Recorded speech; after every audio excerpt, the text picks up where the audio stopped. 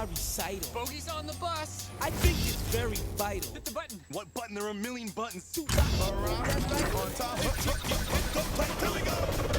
So congratulations on the movie. It's fantastic. It's so much fun, and I loved it. I really enjoyed it. Yeah, it was really gas making it.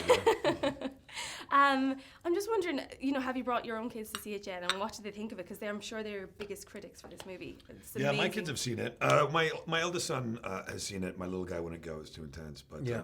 My son really loved it. He really enjoyed the ride and claimed it's his favorite movie, and not just because dear old dad is in it. Not that old. We're having fun, Amy.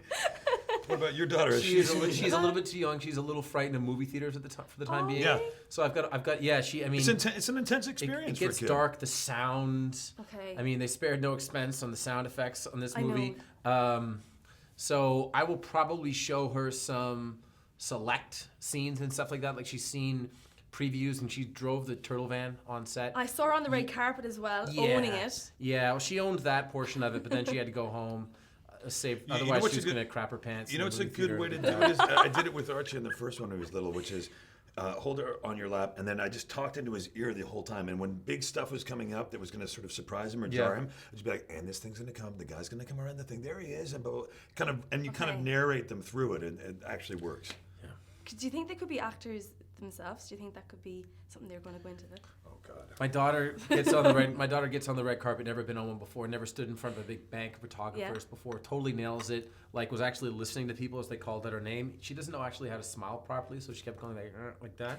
But when she walked up to say goodbye to me, she then had to walk by the bank of photographers again, and she actually put her hand over her eyes and put her arm out like that as though she didn't want any more photos taken. Please. So I'd say that we're probably headed in that direction. Oh God. What do you think? Would you not like them to go into No, that? I don't think so. Yeah, it's not something.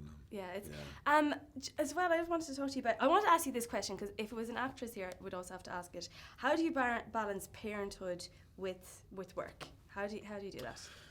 Just like anybody else does, in any other job. I mean, we live in a time now where, we take our work home with us. Everybody does in every job. If you're a lawyer, you're a doctor, whatever, we have our devices. Sometimes people have 2 devices, Amy. Sound like anybody you know? And, we're always in a constant state of work and we're always trying to fit everything into our busy lives.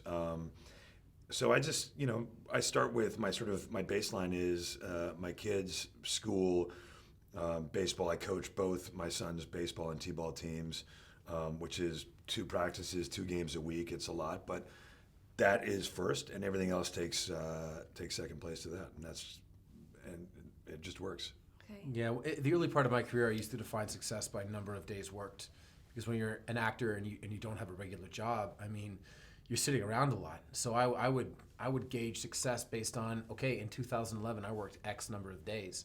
And since then I've become very busy, and I think a lot about,